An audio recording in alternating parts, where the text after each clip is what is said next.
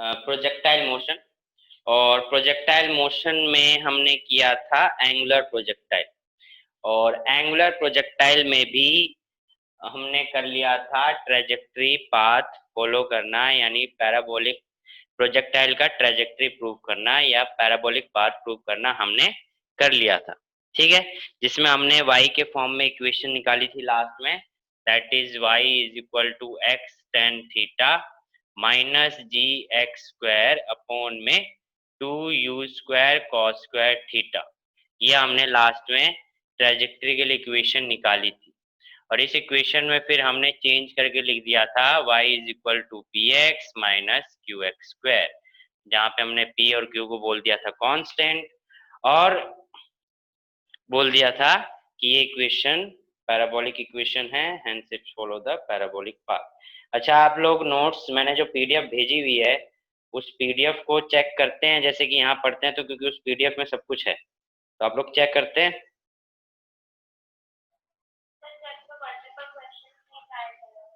Question try करो ना, question क्यों नहीं ट्राई करते? अदिति, आपने देखे वो नोट्स जो आपने गूगल क्लासरूम ज्वाइन किया?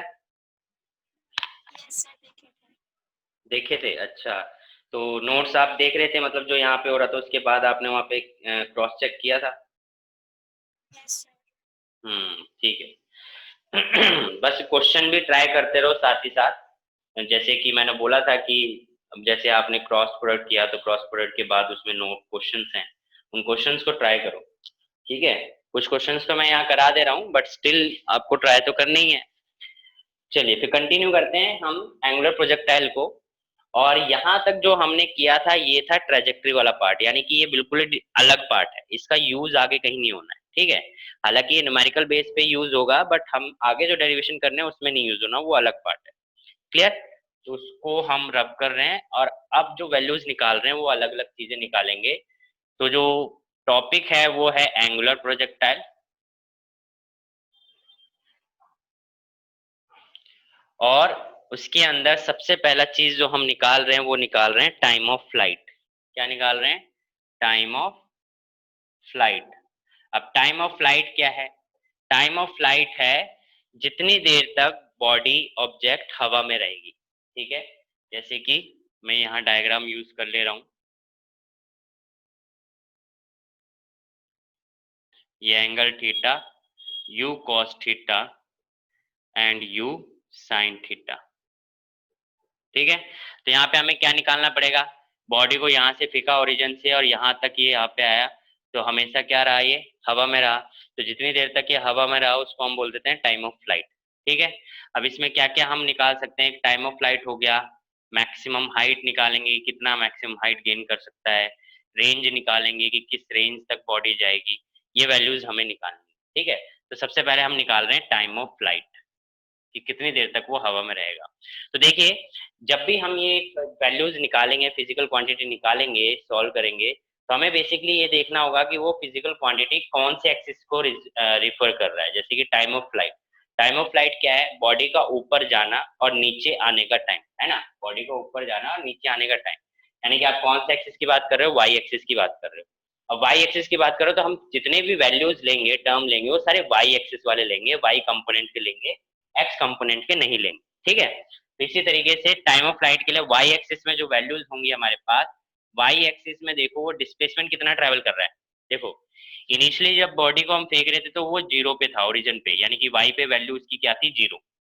और जैसे ही वो आगे गिरता है तब भी वो उसी सेम सरफेस पे होता है, इसका मतलब इस पॉइंट पे भी वाई की वैल्यू क्या है? जीरो। तो अगर इस पॉइंट पे भी वाई की वैल्यू सेम है, दैट मीन्स कि वाई एक्सिस में उसने डिस्प्लेसमेंट कितना ट्रेवल किया? जीरो। ठीक है, देन बात करते हैं वाई एक्सिस में एक्सेलरेशन। तो एक्सेलरेशन अगर वाई एक्सिस में बात करोगे तो बॉडी ऊपर जा रही है, यानी कि माइनस जी। इनिशियल वेलोसिटी की बात करो वाई एक्सिस में तो वो क्या है? U sine theta. ठीक है, और टाइम तो हम निकाल ही रहे हैं, टाइम ऑफ फ्लाइट हम निकाल रहे हैं, तो देखिए इक्वेशन लगा देते हैं। तो इक्वेशन हमारे पास क्या लग गई? S is equal to u t plus half a t square. ये भी y axis, y axis, y axis, y axis, no. S y की वैल्यू क्या है? जीरो। यू वाई की वैल्यू क्या है? U sine theta. T y की value क्या है, हमने टी एफ माना है time of flight, plus a half, a y क्या है माइनस जी, टी वाई हमने t F time of flight माना है। तो ये जीरो है, तो ये माइनस का टर्म इधर आके पॉजिटिव हो जाएगा, तो हम इसको लिख सकते हैं जी टाइम ऑफ फ्लाइट का स्क्वायर अपॉन में 2 is equal to time of flight u sine theta. तो टाइम ऑफ फ्लाइट से एक टाइम ऑफ फ्लाइट गया, और ये ऊपर जाके टाइम ऑफ फ्लाइट क्या आ गया हमारे पास, 2u साइन थीटा अपॉन में जी। क्लियर? हमने इक्वेशन ऑफ मोशन लगाया, वैल्यूज ली, ठीक है, वैल्यूज हमारे पास जो जो है s y, a y, u y, t, और इक्वेशन लगा दी s equal to u t plus half a t square. तो u sine theta values put करने के बाद जस्ट सॉल्व कर दिया है टी एफ के लिए, और हमारा टाइम ऑफ फ्लाइट आ गया। किसी को कोई डाउट?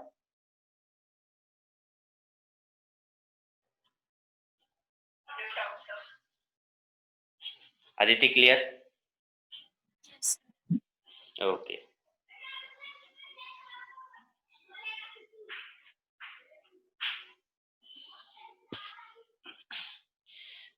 नेक्स्ट जो हमें निकालना है दैट इज मैक्सिमम हाइट, यानी कि कितनी हाइट तक बॉडी गई है। ठीक है, सेकंड पॉइंट हम निकालते हैं मैक्सिमम हाइट।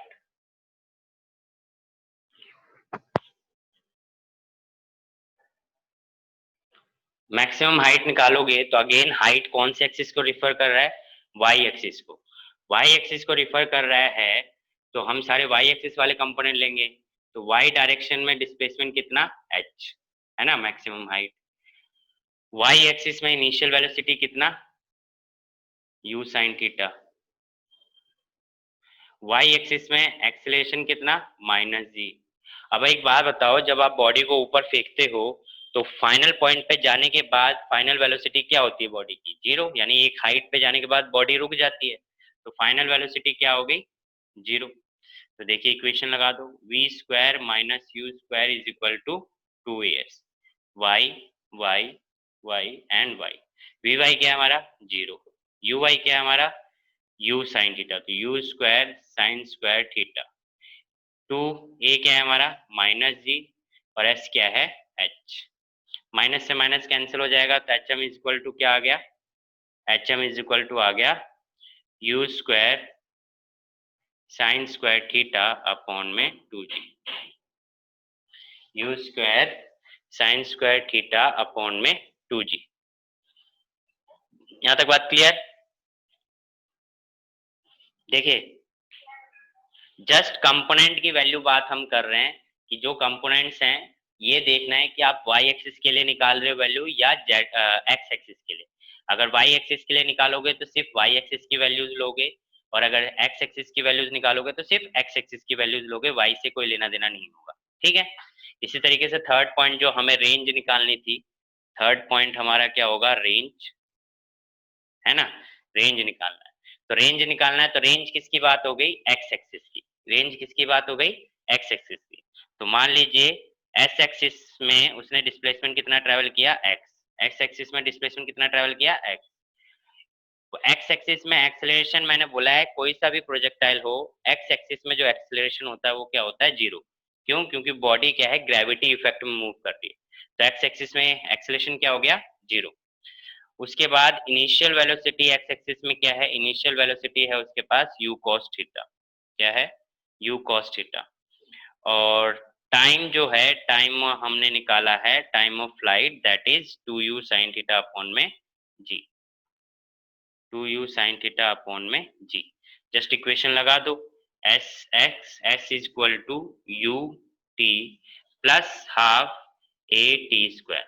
तो एक्स एक्सिस की सारी वैल्यूज लोगे, एस एक्स किसके बराबर है, सॉरी एस एक्स हमारा आर के बराबर है ना, तो ये आर के बराबर हो गया रेंज। यू एक्स किसके बराबर है, you cos theta. T x किसके बराबर है, ये हमने निकाला है 2u साइन थीटा अपॉन में जी। ठीक है, और प्लस में ए एक्स जीरो है तो ये प्लस में जीरो हो जाएगा। ठीक है ना, ये क्या हो जाएगा, जीरो हो जाएगा। तो आर इज इक्वल टू क्या बचा आपका, आर इज इक्वल टू क्या बचा आपका, यू साइन थीटा टू इसको यूं लिख लो, u square 2 sine theta cos theta upon में जी। अब 2 साइन थीटा कॉस थीटा का ट्रिग्नोमेट्रिक फॉर्मूला क्या होता है? ट्रिग्नोमेट्रिक फॉर्मूला होता है साइन 2 थीटा। ठीक है, साइड में लिख सकते हो, ये फॉर्मूला बन गया रेंज का। साइड में लिख सकते हो साइन 2 थीटा जो होता है वो 2 साइन थीटा कॉस थीटा होता है। ठीक है, 2 साइन थीटा जो होता है वो किसके बराबर होता है?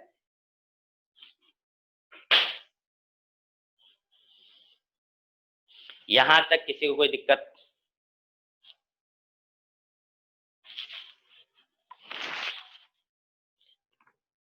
अदिति क्लियर है?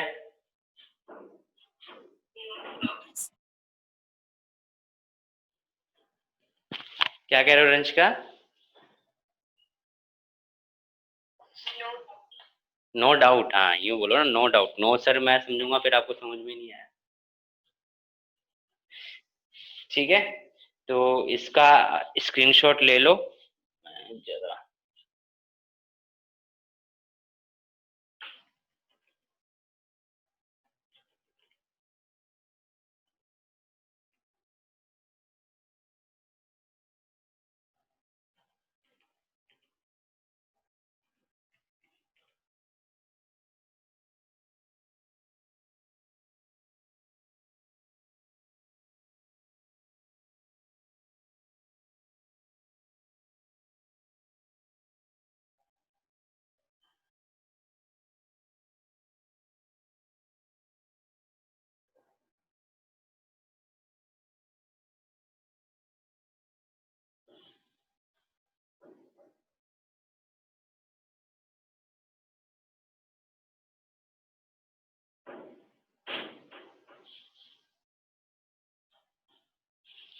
ले लिया इसका स्क्रीनशॉट? तो ये थे वैल्यूज। इससे पहले आप निकाल चुके हो रेंज, ट्रेजेक्ट्री, और ये है time of flight, maximum height और रेंज। ये इसके ऊपर या तो डेरिवेशन आ जाती है या न्यूमेरिकल बेस्ड क्वेश्चन आ जाता है। और न्यूमेरिकल बेस्ड अगर क्वेश्चन आता है तो डायरेक्ट क्वेश्चन होगा, जस्ट आपको फॉर्मूला अप्लाई करना होगा और आंसर आ जाएगा। बट अगर डेरिवेशन आएगी तो आपको इस तरीके से सॉल्व करना पड़ेगा। ठीक है,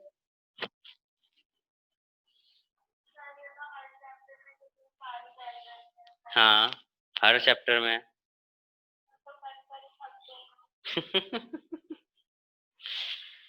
प्रैक्टिस होती जाएगी ना तो कुछ नहीं थकोगे। फिर ऐसे लगेगा अरे ये तो आता है, ये तो आता है, ये तो आता है, ऐसे लगेगा। ठीक है, घर में रह के भी टाइम नहीं मिल रहा आपको?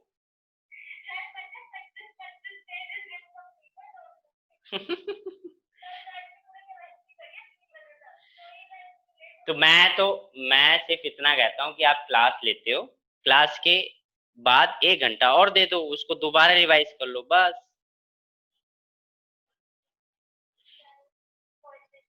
हाँ, 1 घंटा क्लास के बाद 1 घंटा और दे दो, 1 घंटा भी नहीं लगेगा आई गेस, मतलब 10 से 15 मिनट लगेंगे, 15 से 20 मिनट या 15 मिनट। जस्ट जो कराया है उसको रिवाइज कर लो, देख लो कि हाँ क्या कराया है, वो फिर माइंड में रहेंगी। अब अगर आप क्लास के बाद सीधा ही बिल्कुल बंद कर दोगे कि बिल्कुल देखोगे नहीं, तब तो वो माइंड से उतर ही जाएगा। बट अगर आप क्लास खत्म होने के बाद, क्योंकि क्लास में तो समझ लेते हो, फिर जैसे ही क्लास खत्म होने के बाद अगर आप दोबारा उसको देखते हो, चाहे 1-2 घंटे बाद ही देखते हो, तो आपको बातें याद आती हैं, हाँ सर ने ये बताया था, ये ऐसे हुआ था, ये ऐसे हुआ था, तो फिर वो चीजें माइंड में रहती है, क्योंकि फिर उसको आप खुद याद करते हो। अभी तो मैं याद करवा रहा हूँ, बट उस टाइम पे आप खुद समझते हो, तो वो चीजें फिर माइंड में रहती है। तो जरूरी नहीं है घंटा, 15 मिनट भी बहुत है, 15-20 मिनट में आप देख लोगे कि आज की क्लास में क्या हुआ था। जस्ट वो तो लेटे लेटे ही देख लोगे, हाँ ये हो रहा है, ये हो रहा है, बस। हम्म, तो ये था फॉर्मूला। अब इसको आपने अच्छे से समझ लिया। अब कुछ कंडीशंस होती हैं, जैसे कि maximum horizontal range, condition for the maximum horizontal range. कहने का मतलब है कि मान लो कि आप एक पर्टिकुलर वेलोसिटी पे फेंक रहे हो बॉडी को, ये आपने पर्टिकुलर वेलोसिटी पे फेंका है, तो अगर आप किसी बॉडी को एक पर्टिकुलर वेलोसिटी पे फेंक रहे हो, उस पर्टिकुलर वेलोसिटी पे वो ज्यादा से ज्यादा दूरी पे जाए, ये कैसे पॉसिबल होगा? ये देखिए ऐसे पॉसिबल है कि अगर आप इसी बॉडी को सेम वेलोसिटी से फेंकते हो और कम एंगल से फेंकते हो, तो वो यहीं गिर जाएगा। है ना। और इसी को ज्यादा एंगल से फेंकते हो तो वो आगे भी जा सकता है, और अगर और ज्यादा फेंकोगे तो वो नीचे भी गिर सकता है ना। जैसे 90 डिग्री पे फेंक दे तो वहीं आके गिर जाता है। तो ऐसा ये नहीं कि ऐसा एंगल होना चाहिए कि वो ना ज्यादा हो ना कम हो और उस पे वो मैक्सिमम दूरी पे चला जाए, तो उसको हम कह देते हैं condition of maximum range for a particular velocity. ठीक है, तो पर्टिकुलर वेलोसिटी के लिए अगर आप मैक्सिमम रेंज तक फेंकना चाहते हो तो वो होता है 45 डिग्री। यानी किसी भी बॉडी को एक पर्टिकुलर वेलोसिटी पे 45 डिग्री एंगल के साथ अगर आप फेंकते हो तो वो body maximum to maximum range तक जाती है, कवर करती है। ठीक है, कैसे, ये देखिए।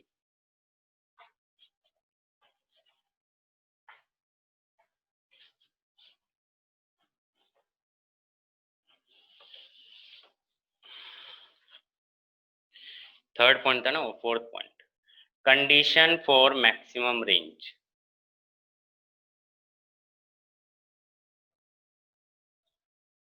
अब मैक्सिमम रेंज की अगर हम बात करेंगे तो कंडीशन फॉर मैक्सिमम रेंज में क्या होगा, कंडीशन फॉर मैक्सिमम रेंज में होगा कि रेंज का जो फॉर्मूला है वो क्या पढ़ा है आपने, you square sine two theta upon में जी, है ना। यू पर्टिकुलर वेलोसिटी यानी कांस्टेंट, जी कांस्टेंट, तो मतलब आर जो है वो डायरेक्टली डिपेंड किस पे कर रहा है, साइन टू थीटा की वैल्यू, है ना। अब साइन टू थीटा मैक्सिमम कब होगा, maximum sine theta two theta की वैल्यू क्या होगी, वन। यानी साइन की मैक्सिमम वैल्यू क्या होती है, वन होती है, और मिनिमम माइनस वन होती है। तो साइन की मैक्सिमम मैक्सिमम वैल्यू वन होती है और मैक्सिमम वैल्यू वन होती कब है, 90 डिग्री पे। तो इसका मतलब जो टू थीटा है वो किसके बराबर है, 90 डिग्री, और थीटा किसके बराबर हो गया, 45 डिग्री। यानी कि अगर किसी बॉडी को हम 45 डिग्री पे प्रोजेक्ट करते हैं, ये एंगल 45 अगर डिग्री होगा, तो ऐसे में वो मैक्सिमम से मैक्सिमम रेंज कवर करेगा, ऐसे में वो मैक्सिमम से मैक्सिमम रेंज कवर करेगा। क्लियर।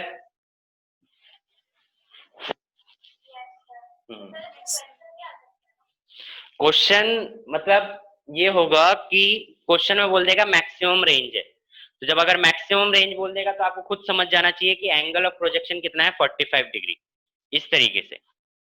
फिर वो आपको एंगल ऑफ प्रोजेक्शन नहीं देगा, मतलब एंगल नहीं देगा कि हाँ इतने एंगल पे प्रोजेक्ट किया है, then in that question will only inform you that is it has maximum range, and for maximum range the angle could be 45 degree, ये आपको खुद पता होना चाहिए। तो फिर आप इस तरीके से यूज करोगे, तो इस तरीके से क्वेश्चन को घुमाया जा सकता है। ठीक है। हम्म। उसके बाद आता है वेलोसिटी, नेक्स्ट है वेलोसिटी। देखिए वेलोसिटी की बात जो है वो क्या है,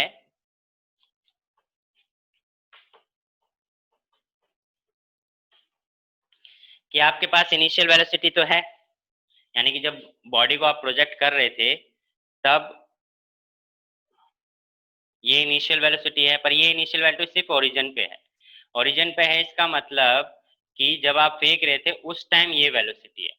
अब फेंकने के बाद 5 सेकंड बाद, 3 सेकंड बाद उसकी वेलोसिटी क्या होगी, ये कैसे डिपेंड करेगा, मतलब 5 सेकंड बाद, 3 सेकंड बाद उसकी वेलोसिटी क्या होगी, 4 सेकंड बाद उसकी वेलोसिटी क्या होगी, ये क्या होगा। तो देखिए हर पॉइंट पे उसकी वेलोसिटी टेंजेंट होगी, है ना। हर पॉइंट पे उसकी फाइनल वेलोसिटी क्या होगी, टेंजेंट होगी। हर पॉइंट पे उसकी फाइनल वेलोसिटी क्या होगी, टेंजेंट होगी। अब देखो वेलोसिटी अगर टेंजेंट है दैट मीन्स कि वो वेलोसिटी का रेक्टेंगुलर कंपोनेंट में ब्रेक करना पड़ेगा, क्योंकि हमने सीखा है कि अगर कोई भी वेक्टर है तो या तो वो हॉरिजॉन्टल हो या वर्टिकल हो। यहाँ पे ना हॉरिजॉन्टल है ना वर्टिकल है, यानी हर पॉइंट पे जो वेलोसिटी होगा उसका कुछ ना कुछ हॉरिजॉन्टल वर्टिकल, वर्टिकल कंपोनेंट और हॉरिजॉन्टल कंपोनेंट होंगे, यानी कि component along x axis, component of y axis. इस पॉइंट पे अगर फाइनल वेलोसिटी निकालूंगा तो component along x axis, component along y axis, और इन दोनों का ये रिजल्टेंट होगा, है ना। इन दोनों का क्या होगा, ये रिजल्टेंट होगा, ये इस तरीके से रिजल्टेंट होगा जो हमने सीखा है। ये बात समझ में आई।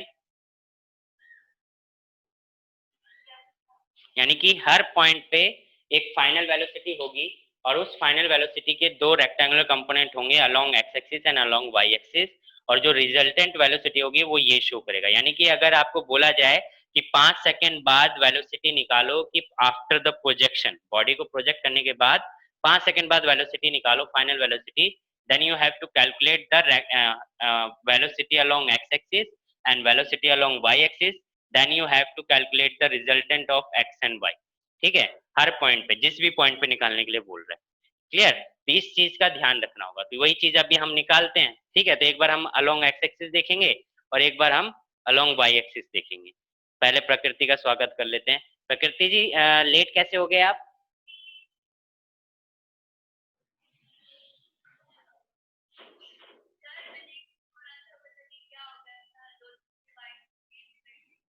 अच्छा अच्छा अच्छा, नेटवर्क इशू है, ओके ओके, ठीक है ठीक है ठीक है। अभी ये बात समझ में आई प्रकृति? ठीक है, ओके, चलिए। तो ये यहाँ तक बात समझ में आ गई। अब हमें initial velocity along y axis and along x axis given है, हमें फाइनल वेलोसिटी निकालना है along x axis and along y axis. और मैंने बोला कि अगर आप जो भी एक्सिस के अलोंग की बात करोगे, वैल्यूज भी उन्हीं एक्सिस के अलोंग की लेनी है ना। तो लेट्स से कि अगर मैं along x axis y final velocity निकालना चाहता हूँ अलोंग एक्स एक्सिस, ओके। तो अलोंग एक्स एक्सिस में मेरे को वी एक्स निकालना है कैलकुलेट। तो पहले इनिशियल वेलोसिटी देखते हैं अलोंग एक्स एक्सिस क्या है, that is u cos theta. Final velocity v x, तो वी एक्स ही है, यानी कि एक्स एक्सिस में वी एक्स है, वो हमें कैलकुलेट करना है। Acceleration along x axis, I told you कि कोई सा भी प्रोजेक्टाइल मोशन हो along x axis, acceleration always be zero. क्यों? क्योंकि जो बॉडी है जब प्रोजेक्टाइल मोशन में होती है, it always move under the effect of gravity, and under the effect of gravity the acceleration always equal to the g, and which is always acting in vertical direction, यानी कि या तो upward direction में act करेगा या फिर downward direction में act करेगा, हॉरिजॉन्टल का कोई रोल नहीं है। That means there is no acceleration along x axis और horizontal axis, so acceleration along x axis would be 0 and time we are taking t, यानी कि t टाइम बाद हम वेलोसिटी कैलकुलेट कर रहे हैं। सो देखिए वैल्यूज अगर हम फॉर्मूला लगाते हैं, v is equal to u plus a t, v is equal to u plus a t. तो we have v x, u x, a x and t x. V x तो v x है, u x हमारा u cos theta है, plus a x zero है, तो ये term zero हो गया, यानी वी एक्स हमें क्या मिल गया, u cos theta. Okay, same case अगर हम अलोंग एक्स वाई एक्सिस लेते हैं, सिमिलरली अलोंग वाई एक्सिस, तो अगर वाई एक्सिस आप लोगे तो वाई एक्सिस में हमारे पास फाइनल इनिशियल वेलोसिटी जो वाई एक्सिस में वो क्या है, u sine theta.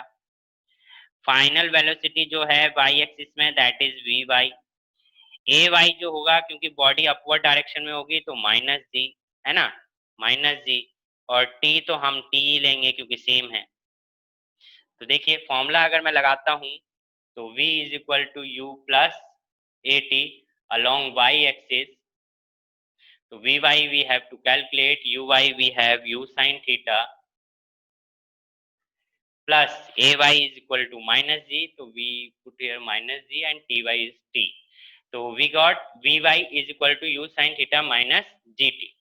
And I told you कि हमें पहले वी एक्स और वी वाई निकालना है, then we have to calculate the resultant of x and y, है ना, क्योंकि हर पॉइंट पे जो वेलोसिटी शो करेगा वो टेंजेंट शो करेगा, दैट इज द वैल्यू। तो हमें क्या निकालना है, रिजल्टेंट निकालना है। And the formula for resultant you have already studies that r is equal to a square plus b square plus two a b cos theta, है ना, ये फॉर्मूला पढ़ा है।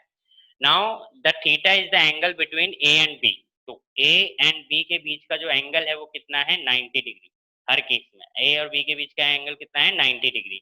और हमने एक न्यूमेरिकल क्वेश्चन किया था मैं, जिसमें मैंने बताया था कि अगर दो वेक्टर के बीच का एंगल 90 डिग्री होता है तो हमें बिना सोचे क्या कर देना है, इसको जीरो, क्योंकि cos 90 क्या होता है, जीरो, है ना, cos 90 क्या होता है, जीरो। तो ये टर्म तो जीरो हो जाएगी।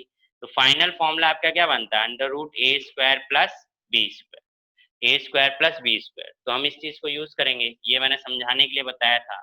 नाउ अगर हमें रिजल्टेंट वेलोसिटी निकालना है टी टाइम के लिए, तो वो क्या आएगा, अंडर रूट वी एक्स का स्क्वायर प्लस वी वाई का स्क्वायर, है ना।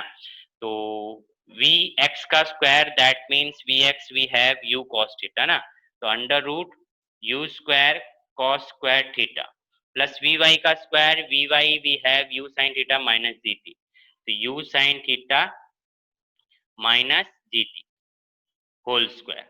द आइडेंटिटी हम लगा देंगे ए माइनस बी का होल स्क्वायर के आइडेंटिटी लगा देंगे, तो टी टाइम के लिए वेलोसिटी हमारी जो निकलेगी u square cos square theta, a square एक स्क्वायर यानी कि u square sine square theta, b square यानी g square t square plus two a b minus two a b minus two a b यानी कि two g t u sine theta. Okay, ये आ गया इसके अंदर। नाउ इसमें we can take u square common, तो यू स्क्वायर कॉमन लेने के बाद जो हमारे पास वैल्यू बचेगी, remaining value u square cos square theta sine square theta plus g square t square minus two g t u sine theta.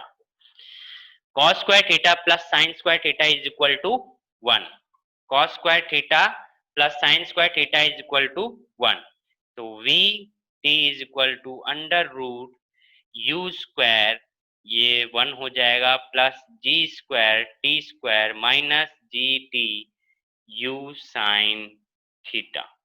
ठीक है, तो ये आ गया velocity at a particular time, जिस टाइम पे हमें निकालना है, इंस्टेंट ऑफ टाइम पे। ठीक है, velocity of a projectile eight A instant of time at any instant. इसका टॉपिक आप लिख सकते हो, कौन सा टॉपिक है, fourth, velocity of projectile at any instant, velocity of projectile at any instant,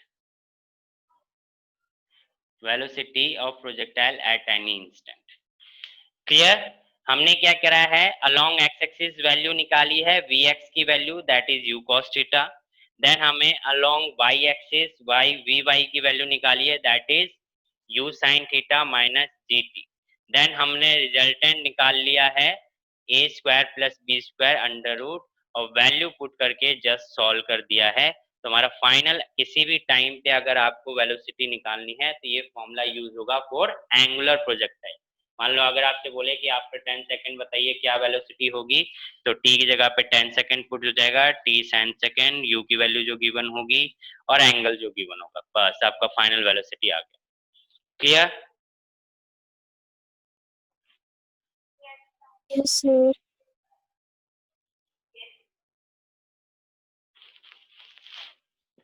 प्रकृति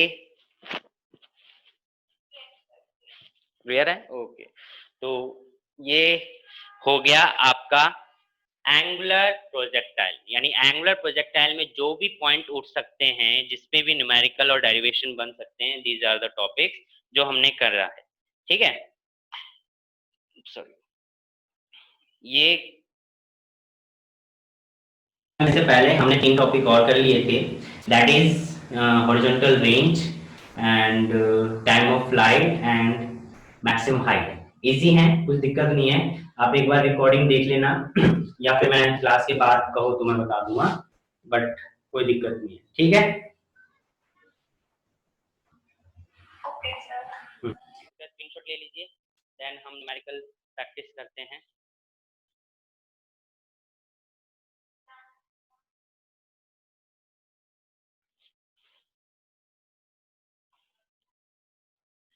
अदिति, आवाज आ रही है आपको? सर बहुत कम हो रही है।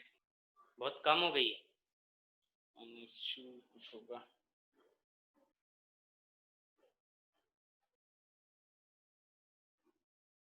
अभी अभी ठीक है? यस सर अब ठीक है। ओके,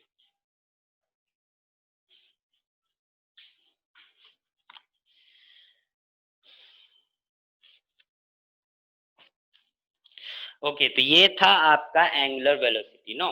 अब ये एंगुलर वेलोसिटी करो, एंगुलर प्रोजेक्टाइल था। अब इसके ऊपर हम कुछ न्यूमेरिकल प्रैक्टिस करते हैं ताकि हमारे कॉन्सेप्ट क्लियर हो जाए। ठीक है, तो लेट्स स्टार्ट। पहला मैं बता देता हूँ, मैंने जैसे बोला कि इसके ऊपर अगर कोई न्यूमेरिकल आता है तो डायरेक्ट न्यूमेरिकल आता है। ठीक है, ऐसे कुछ टेढ़ा मेढ़ा नहीं आता, और अगर आता है तो थोड़ा सा दिमाग लगाना होता है बस, बाकी ठीक है। तो पहला क्वेश्चन सबसे इजी क्वेश्चन मैं देता हूँ। A cricket ball is thrown at a speed of 28 metre per second, यानी कि क्रिकेट बॉल को हम फेंकते हैं 28 मीटर पर सेकेंड की स्पीड से। आई होप आप लोगों ने इसका स्क्रीनशॉट ले लिया होगा। I am rubbing it.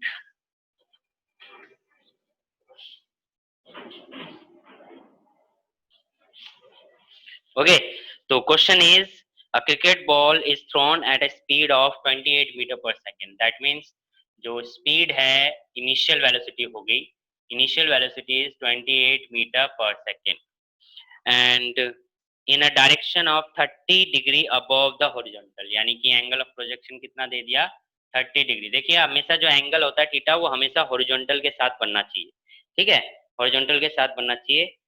Calculate first the maximum height, तो पहला हमें निकालना है मैक्सिमम हाइट क्या होती है, होगी the time taken by the ball return to the ground, यानी टाइम ऑफ फ्लाइट निकालना है, and the horizontal distance from the thrower to the point where the ball returns to the same level, that means range. ये तीनों values निकालना है। तो simple है, हमने तीनों के लिए डायरेक्ट फॉर्मूले डिराइव किए थे अभी प्रकृति आपकी क्लास से पहले, यही तीन फॉर्मूले हमने डिराइव किया है और कुछ नहीं। तो ये तीनों फॉर्मूले हमने क्या क्या निकाला, अगर हम हाइट की बात करते हैं मैक्सिमम हाइट की, तो वो क्या निकाला था, you square sine square theta upon में 2g, यही निकाला था, you square sine square theta upon में 2g। तो आपके पास u है, थीटा है, g की वैल्यू आप जानते हैं, पुट करेंगे और आंसर आ जाएगा। टाइम ऑफ फ्लाइट हमने क्या निकाला था, टाइम ऑफ फ्लाइट हमने निकाला था 2u साइन थीटा अपॉन में g, 2u sign theta upon में g। u आपके पास गिवन है, थीटा आपके पास गिवन है, you already know the value of g, you can easily calculate the time of flight। then again range, range का formula हमने क्या derive किया, range formula is u square sine 2 theta upon में g, u square sine 2 theta upon में g। तो again u की value, you have u की value, you have angle, you know the value of g, then you already calculate easily।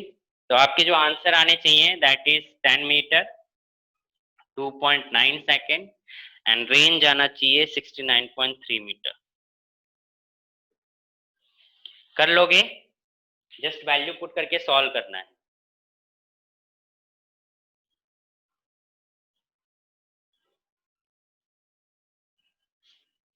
You will do, और मेरे को करना पड़ेगा, आप लोग कर लोगे ना। हाँ, इतना तो कर लेंगे, इतना तो भरोसा करता हूँ मैं, इतना तो हो जाएगा। Aditi, Yes, sir.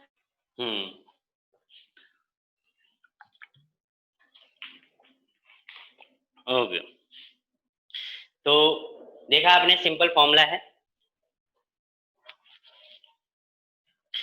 इतना भी सिंपल नहीं होता जितना दिख रहा है, अभी दिख रहा है बस, ठीक है। ओके, एक क्वेश्चन है, ये तो सिंपल हो गया। अभी क्वेश्चन है, a projectile has range of 50 metre. Okay, एक प्रोजेक्टाइल है जिसकी रेंज दे रखी है 50 metre and reaches a maximum height of 10 metre, यानी मैक्सिमम हाइट वो कितना रेंज में रीच करता है, अगर कैपिटल एच निकालें that is 10 metre. So calculate the angle at which the projected is fired, यानी कि you have to calculate angle theta. अच्छा, अब बताओ कैसे करेंगे, कोई आइडिया दे दो, हिंट ही दे दो मेरे को, कैसे करेंगे।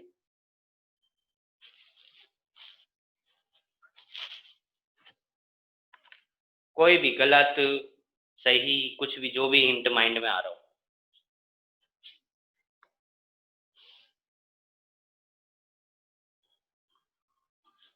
आ रहा है, कछु आ रहा है माइंड में। Question is a projectile has a range of 50 metre and reaches a maximum height of 10 meter. Calculate the angle at which the projectile is fired.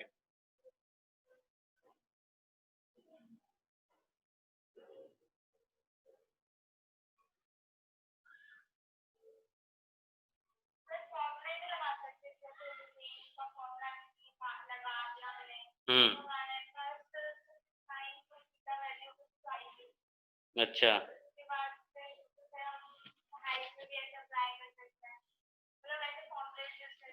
Formula तो यूज करेंगे, पर जिस तरीके से आप कह रहे हो ऐसे ज्यादा कॉम्प्लिकेट हो जाएगा। ऐसे में क्या होता है कि जब भी हमें आर और एच मतलब ऐसे जो वैल्यूज दे रखी हों, तो सिंपल सी बात है कि जो वैल्यूज दे रखी हैं और उनके बीच में कोई फॉर्मूला हमने नहीं पढ़ा है, तो हमें क्या करना होता है कि उनके बीच में एक फॉर्मूला यानी कि एक रिलेशन स्टैब्लिश करना पड़ता है, ताकि हमारे लिए न्यूमेरिकल इजीली सॉल्व हो जाए। और अगर कोई ऐसी चीजें हैं जो दो अलग अलग वैल्यूज हैं, यानी कि दो अलग अलग फॉर्मूला हैं, और जिसको यूज करके हमें निकालना है, तो हम हमेशा ट्राई ये करते हैं कि उनके फॉर्मूले को या तो डिवाइड कर दें या मल्टीप्लाई कर दें, ताकि हमें कुछ ना कुछ फॉर्मूला स्टैब्लिश हो जाए।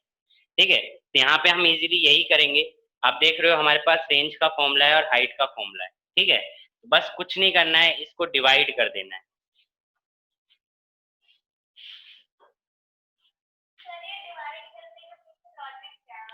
लॉजिक ये होता है कि वैल्यूज कुछ ना कुछ कट रही होती हैं। जैसे हमें कुछ कॉमन वैल्यूज दिखेंगी तो वो वैल्यूज कैंसिल हो रही होंगी। वैल्यूज कैंसिल होती हैं तो ऐसे में कुछ ना कुछ रिलेशन बन जाता है। देखो यहाँ पे जैसे r इज इक्वल टू क्या है हमारे पास, u square sine two theta upon में जी, ये फॉर्मूला रेंज का है ना, u square sine two theta upon में जी। अब अगर आप इसको डिवाइड करते हो, इसको अगर आप डिवाइड करते हो तो आपको देखो क्या मिल रहा है। डिवाइड करोगे तो ये तो h बाय आर हो जाएगा, जी से जी कैंसिल होगा, यू स्क्वायर से यू स्क्वायर कैंसिल होगा, सिंपल सी बात है। और ऊपर क्या बच जाएगा, साइन स्क्वायर थीटा अपॉन में टू साइन टू थीटा, यही बचेगा, है ना। अब साइन टू थीटा का फॉर्मूला भी मैंने बताया कि साइन टू थीटा जो होता है वो किसके बराबर होता है, साइन टू थीटा जो होता है साइन स्क्वायर थीटा अपॉन में टू साइन थीटा जो होता है वो होता है two sine theta cos theta. अभी बताया था मैंने, साइन टू थीटा किसके बराबर होता है, two sine theta cos theta, इसके बराबर होता है। अब यहाँ से आप देखो तो साइन थीटा से एक साइन थीटा कैंसिल हो जाएगा, है ना। तो अब देखो क्या बचा, h by are is equal to sine by cos, four cos, sine by cos क्या होता है, टेन थीटा। हमें एंगल निकालना था, एच और आर के बीच में, एच आर और थीटा के बीच में रिलेशन स्टैब्लिश हो गया, और यही तीन वैल्यूज हमें दे रखी हैं। हम जब कोई न्यूमेरिकल करते हैं तो हम यही देखते हैं ना कि उनके बीच में कोई ना कोई फॉर्मूला हो, फॉर्मूला रिलेट करता हो, ताकि हम जस्ट वैल्यू पुट करें और सॉल्व कर दें। तो देखो हमें अगर जो वैल्यूज निकालनी है तो उनके बीच में कुछ ना कुछ फॉर्मूला स्टैब्लिश होना चाहिए। हमें तीन वैल्यूज दे रखी थे, रेंज, हाइट एंड एंगल। तो रेंज, हाइट के और एंगल के बीच में हमने रिलेशन स्टैब्लिश कर दिया। एंगल कैलकुलेट करना है तो आपको पता है कि एंगल कैलकुलेट करते अब इजी हो गया। तो टेन थीटा को हम लिख सकते हैं theta tan inverse four h by r. तो एच कितना है, टेन, यानी कि 40, आर कितना है 50, तो कितना आ जाएगा 4/5। तो एंगल आ गया आपका tan inverse 4/5 is the answer. ठीक है,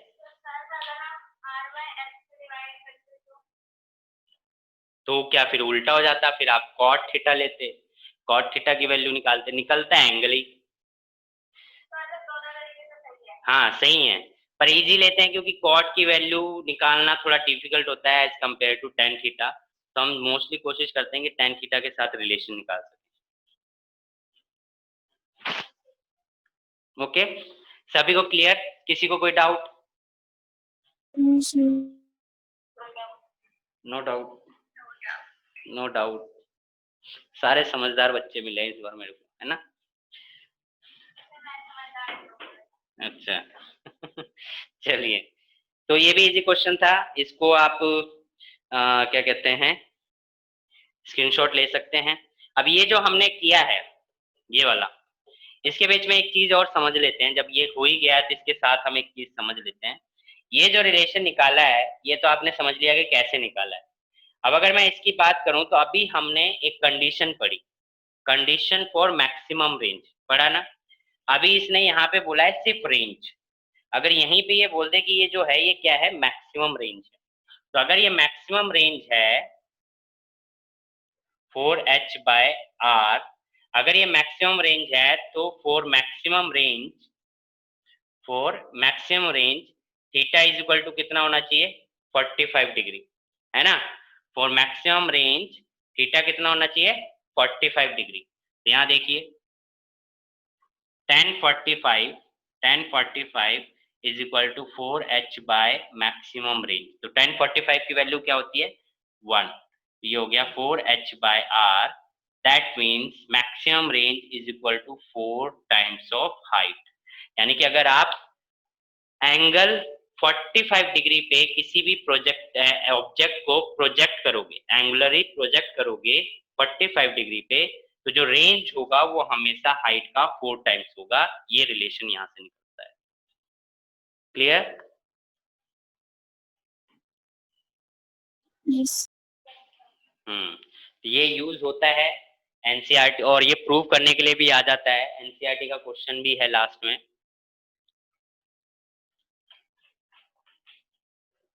तो इसका नोट कर लो, ठीक है। और इसी के बेस पे एक क्वेश्चन भी देता हूं, तो वो भी अभी आप सॉल्व करके मेरे को बताएंगे क्या आंसर आ रहा है, ठीक है। इसको नोट कर लीजिए और नेक्स्ट क्वेश्चन सुनिए। A boy stands at 39.2 metre from a building, यानी कि बिल्डिंग से वो 39.2 मीटर दूर है। मतलब ये मान लो ये बिल्डिंग है और यहाँ पे बॉय खड़ा है, ठीक है, और ये 39.2 मीटर का डिस्टेंस है बिल्डिंग से, ठीक है, 39 point.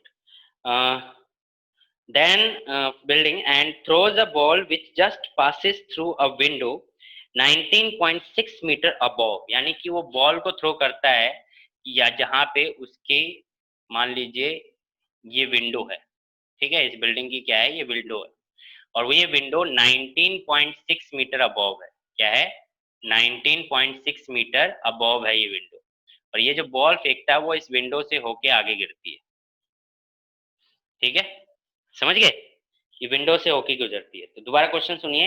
A boy stands at 39.2 metre from a building and throws a ball which just passes through a window 19.6 meter above the ground. Calculate the velocity of projection of the ball. Calculate the velocity of projection of the ball.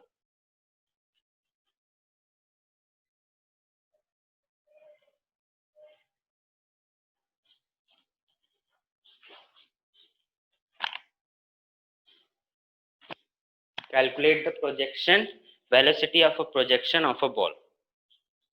यानी कि u calculate करना है। चलिए, you have 5 minutes, ठीक है, you have 5 minutes to solve this.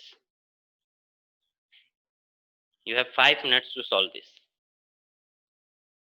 Question में क्या कह रहा है कि 39.2 metre just passes the window. Just passes the window का मतलब है कि वो हाईएस्ट पॉइंट पे है।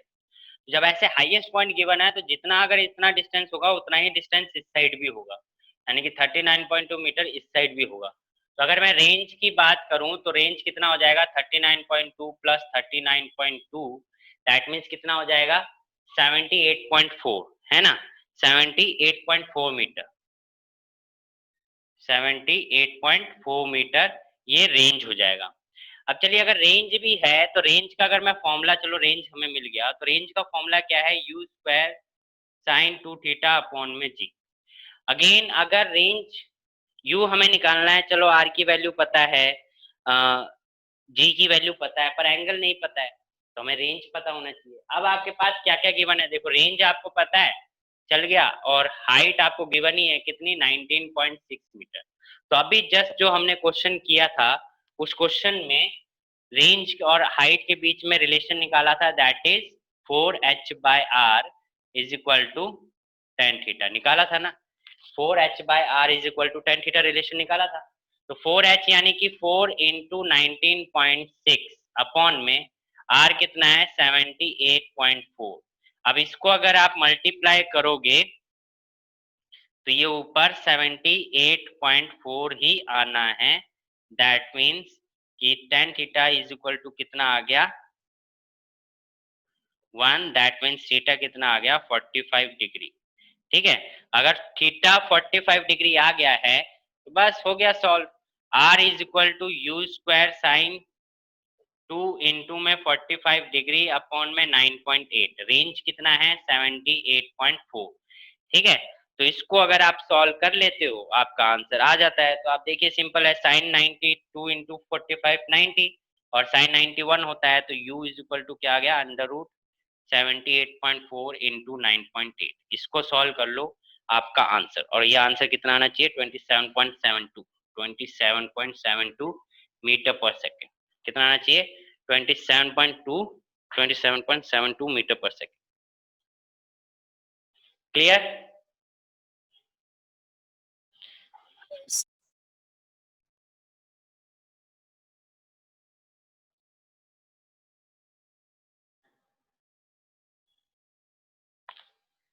Aditi clear? Yes, sir. Okay. Isha आप बाहर चले गए थे, मुझे पता नहीं चला। इस क्वेश्चन तो समझे नहीं होंगे फिर आप।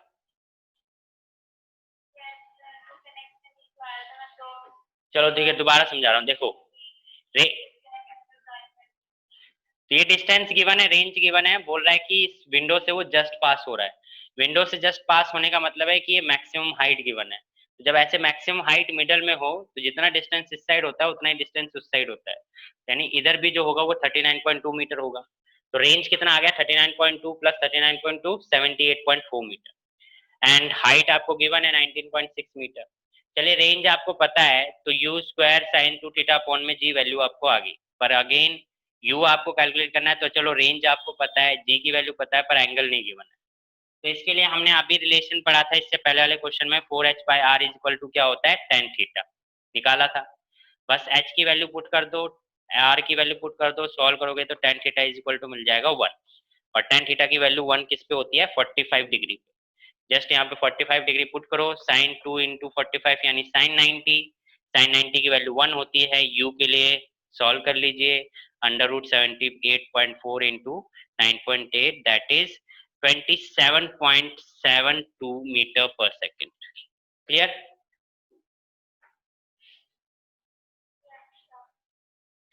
तो आई होप सबको क्लियर हो गया होगा क्वेश्चन। तो ये इसी टाइप के क्वेश्चन बनते हैं। नाउ होमवर्क यही है कि इस टॉपिक यानी कि एंगुलर प्रोजेक्टाइल के बाद जितने भी क्वेश्चन नोट्स में गिवन है, पीडीएफ नोट्स में गिवन है, उनको आप सॉल्व करके अपलोड करोगे। आप लोग होमवर्क अपलोड नहीं कर रहे हो तो प्लीज अपलोड करो। एक दिन का गैप मिलता है क्लास के बाद, सुबह उठ के, शाम को सोने से पहले, रात को सोने से पहले, जब भी सॉल्व करके अपलोड कर दिया करो, ताकि मुझे पता चलता रहे कि आप लोगों की प्रैक्टिस होती रहेगी। ठीक है? और जहां पता चला आप लोग प्रैक्टिस नहीं कर रहे हो, फिर मैं घर पे फोन करके बताऊंगा, ये ध्यान रखना। क्लियर? तो अभी किसी को कुछ पूछना है?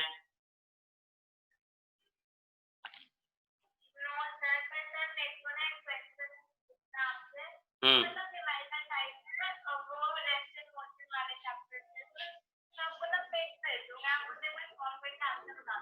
ठीक है, ओके। और कुछ? अदिति? Sir. पिछले चैप्टर से, हाँ बोलिए।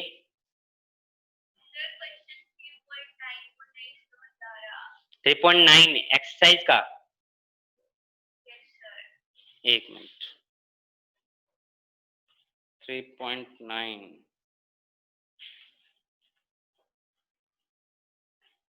अच्छा ये two towns A and B are connected by a regular bus. Okay, देखिए इसमें क्या है कि दो दो कॉन्सेप्ट लेके चल रहे हैं। इसका स्क्रीनशॉट ले लो, फिर मैं समझाता हूँ।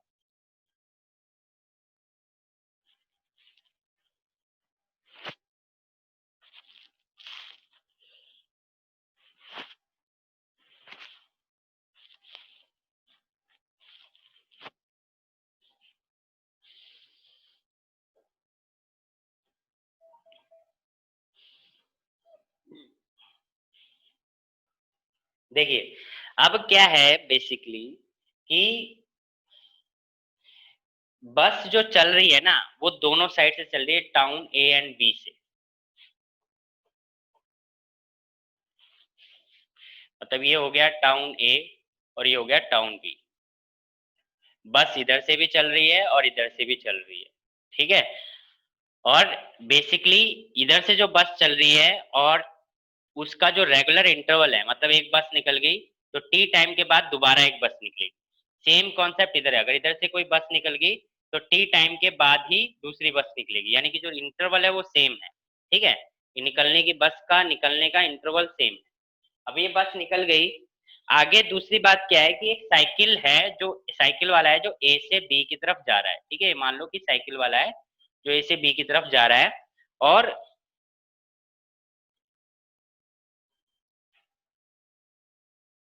20 किलोमीटर पर आवर की स्पीड से, ये जो साइकिलिस्ट है ये 20 किलोमीटर पर आवर की स्पीड से चल रहा है ए टू बी, ठीक है।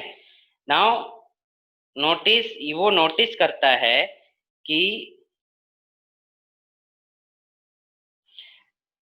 notice that a bus goes past him every 18 minutes in the direction of his motion, यानी कि जो ए से बस निकल रही है, एक तो हमें पता है कि वो जो टर्मिनल है वहां से हर टी इंटरवल के बाद बस निकल रही है ना, हर टी इंटरवल के बाद बस निकल रही है। तो अब क्या है कि यहाँ पे ना थोड़ा सा रिलेटिव वेलोसिटी का कॉन्सेप्ट है, टाइम दोनों का सेम है क्रॉस करने का, बट यहाँ पे रिलेटिव वेलोसिटी की वजह से थोड़ा सा अफेक्टिव, मतलब कि हमें लग कुछ रहा है, एपरेंट वैल्यू अलग लग रही है पर है वैल्यू एक्चुअल में सेम। तो कैसे, जैसे यहाँ पे टी टाइम के बाद मान लो कि बी बस, एक बस यहाँ से निकली, ठीक है, बस यहाँ से निकली और वो टी टाइम यहाँ तक पहुंच गई, टी टाइम तक यहाँ तक पहुंच गई, तो टी टाइम के बाद एक दूसरी बस निकल जाएगी, पर जो इससे पहले बस निकली थी उतने इसने इतना डिस्टेंस तो ट्रेवल कर ही लिया होगा टी टाइम में।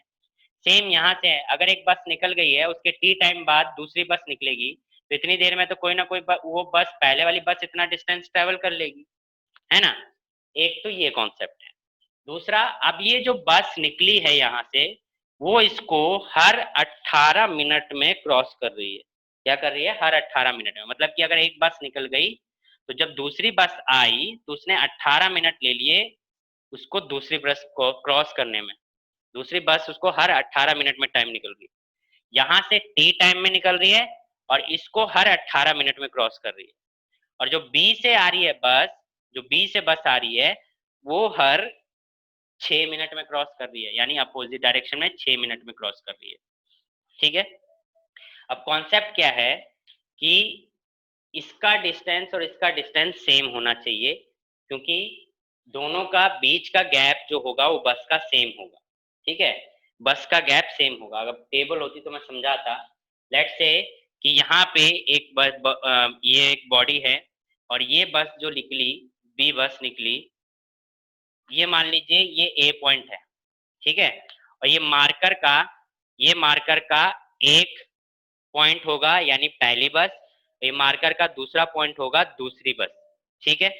तो मान लीजिए ए पॉइंट से ये मार्कर का फर्स्ट पॉइंट जो है ये शो कर रहा है पहली बस, यानी कि पहली बस निकल चुकी है। अब जो दूसरी बस निकलेगी वो टी टाइम के बाद निकलेगी, तो देखिए मार्कर निकला, मार्कर का एंड आ गया, इसका मतलब अब दूसरी बस निकल चुकी है। इसका मतलब बस, इस बस यानी मार्कर का कैप और मार्कर की टेल दोनों के बीच का एक फिक्स डिस्टेंस हो गया। ये डिस्टेंस कम तो नहीं होगा, ये डिस्टेंस ज्यादा नहीं होगा, क्योंकि ये सेम टाइम इंटरवल में बस निकल रही हैं और सेम स्पीड से निकल रही हैं, मतलब जितना ये आगे बढ़ेगी उतना ही पीछे वाली बस भी आगे बढ़ जाएगी। बात समझ में आई?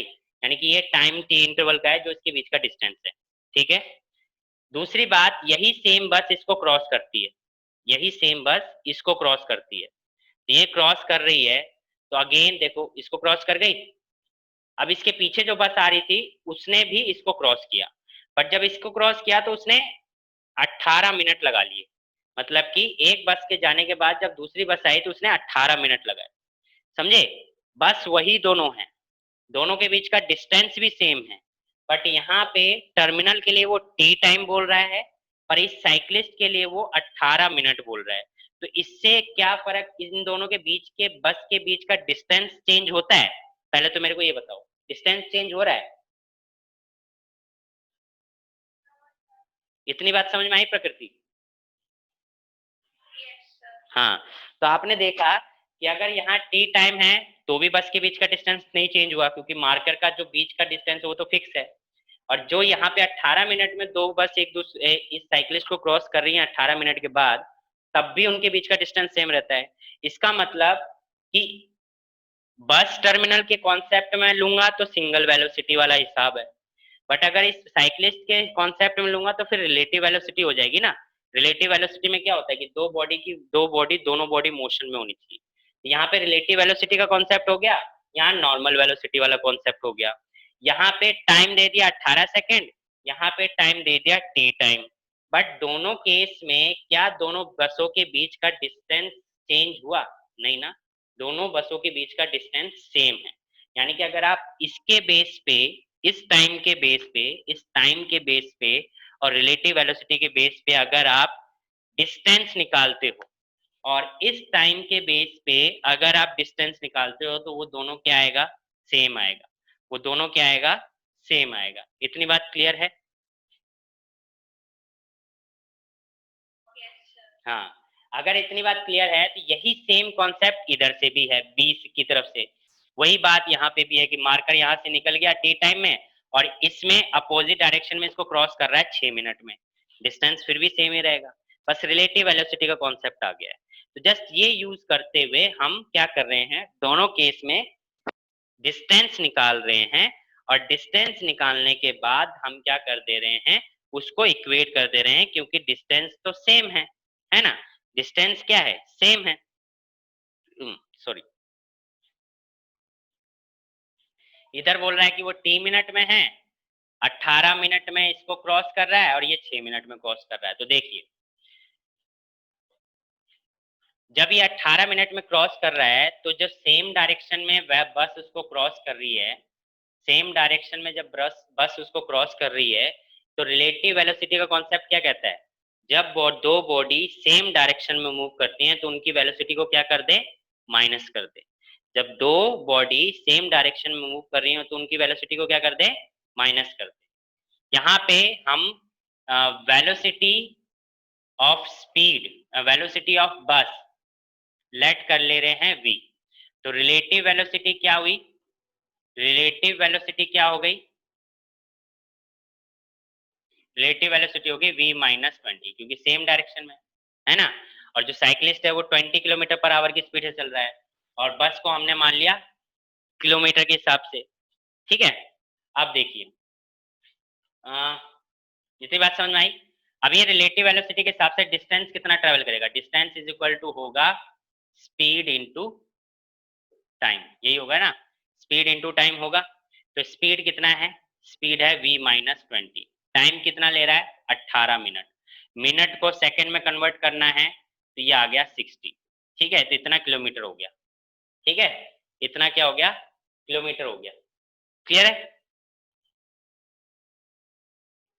समझ गए? किलोमीटर पर आवर में कर दिया, 60 में कन्वर्ट करके, तो ये आ गया इतने किलोमीटर उनके बीच का डिस्टेंस है। अब ये आया है जब आप यहाँ पे रिलेटिव वेलोसिटी का कॉन्सेप्ट ले रहे हो, बट यही सेम डिस्टेंस यहाँ पे भी आना चाहिए।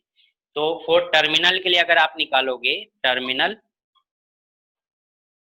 ए, तो वहां पे अगर आप डिस्टेंस कैलकुलेट करते हो, तो डिस्टेंस इज इक्वल टू क्या होता है? स्पीड इनटू टाइम, है ना। अब यहाँ पे बस, सिर्फ बस है और कोई बॉडी नहीं है टर्मिनल पे, तो आप स्पीड क्या लोगे? v। और टाइम कितना दे रहा है? टाइम इंटरवल कितना दे रहा है? T minute. तो इसको आवर में कन्वर्ट करने के लिए आप क्या कर दोगे? बाय 60, ये किलोमीटर। अब एक बात बताओ, मैंने बताया था कि ये जो 18 मिनट वाला डिस्टेंस होगा और ये टर्मिनल वाला जो डिस्टेंस होगा, ये क्या होंगे? सेम। तो बस क्या कर देना, ये इक्वेशन 1 इक्वेशन 2 दोनों को इक्वेट कर दो। ठीक है, इक्वेशन 1 और इक्वेशन 2 को क्या कर दो? इक्वेट कर दो। तो आपको एक इक्वेशन मिल जाएगी। इक्वेशन क्या मिल जाएगी? v minus 20 18/60 is equal to v into t/60।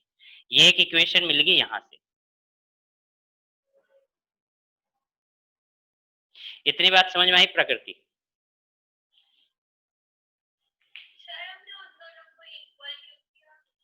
इन दोनों को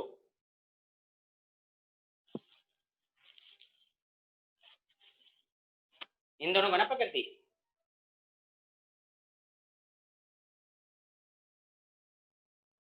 प्रकृति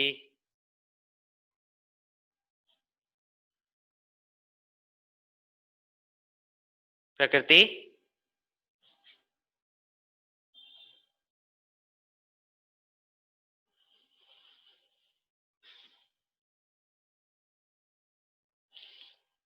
इन दोनों को इक्वल इसलिए किया कि मैंने बताया था जब बस यहाँ से निकल रही है तो टी टाइम में इंटरवल में निकल रही है, तो इसके बीच का डिस्टेंस सेम है, इसके बीच का डिस्टेंस सेम है। और यही बस इस साइक्लिस्ट को जब क्रॉस कर रही है, तब भी इन दोनों के बीच का डिस्टेंस सेम है, अभी मैंने आपको बताया था। तो जब यहाँ का डिस्टेंस और यहाँ का डिस्टेंस सेम है तो हम उसको इक्वेट कर सकते हैं ना। हाँ, तो ये हुआ यहाँ पे, ये तो एक इक्वेशन आ गई। सेम तरीके से अपोजिट डायरेक्शन का निकालना है, अपोजिट डायरेक्शन के लिए निकालना है। तो अपोजिट डायरेक्शन के लिए रिलेटिव वेलोसिटी क्या होगी? अपोजिट डायरेक्शन के लिए रिलेटिव वेलोसिटी क्या होगी? अपोजिट डायरेक्शन के लिए जब दो बॉडी अपोजिट डायरेक्शन में मूव करते हैं तो उनकी वेलोसिटी को हम क्या कर देते हैं? ऐड कर देते हैं। उनकी वेलोसिटी को क्या कर देते हैं? ऐड कर देते हैं। तो बस और साइक्लिस्ट दोनों अपोजिट डायरेक्शन में मूव कर रहे हैं, बस और साइक्लिस्ट दोनों अपोजिट डायरेक्शन में मूव कर रहे हैं, तो v प्लस 20, ठीक है। और डिस्टेंस अगर निकालूंगा तो डिस्टेंस होगा स्पीड इनटू टाइम, ठीक है। तो स्पीड कितना हो गया? v प्लस 20, और टाइम कितना ले रहा है? क्रॉस करने में कितना टाइम ले रहा है अपोजिट डायरेक्शन में? 6 मिनट। ये आ गया 6/60, ठीक है। सिमिलरली टर्मिनल B के लिए करोगे तो डिस्टेंस कितना आ जाएगा? डिस्टेंस आ जाएगा स्पीड इनटू टाइम। तो स्पीड बस की कितनी है टर्मिनल B पे? v, और टाइम कितना लिया है? Same t/60। Again equation 3 and 4। तो इक्वेशन 3 एंड 4 को इक्वेट करोगे तो आपको क्या मिल जाएगा? आपको क्या मिल जाएगा? v plus 20 6/60 is equal to vt/60, ठीक है। तो आप देख रहे हो कि आपके पास दो इक्वेशन मिल चुकी है, equation A and equation B. इन दोनों इक्वेशन को सॉल्व कर लो, आपको v की वैल्यू मिल जाएगी और t की भी वैल्यू मिल जाएगी। समझ में आया प्रकृति? तो यही कॉन्सेप्ट है कि जो डिस्टेंस है ना दोनों बसों के बीच का वो सेम है। आपको ये ध्यान रखना है कि जो एक बस निकल गई है उसके बाद जो दूसरी बस निकल रही है उन दोनों के बीच का डिस्टेंस सेम रहेगा, चाहे वो साइक्लिस्ट को क्रॉस करे चाहे वो टर्मिनल से निकले। बेशक टाइम अलग अलग दिखा रहा है बट उनके बीच का डिस्टेंस सेम है। ये की पॉइंट है इस क्वेश्चन का। अदिति आपको कुछ समझ में आया?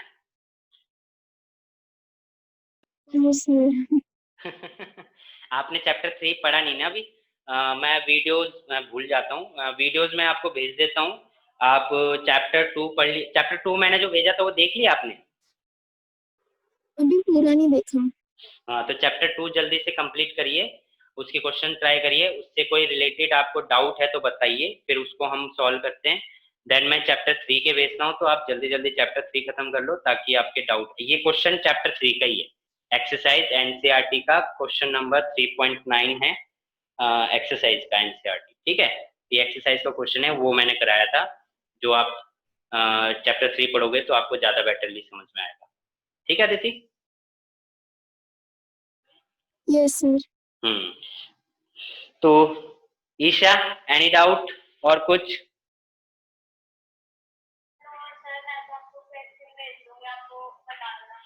ठीक है, वो मैं बता दूंगा आपको। चलिए फिर मिलते हैं फिर नेक्स्ट क्लास में। Till then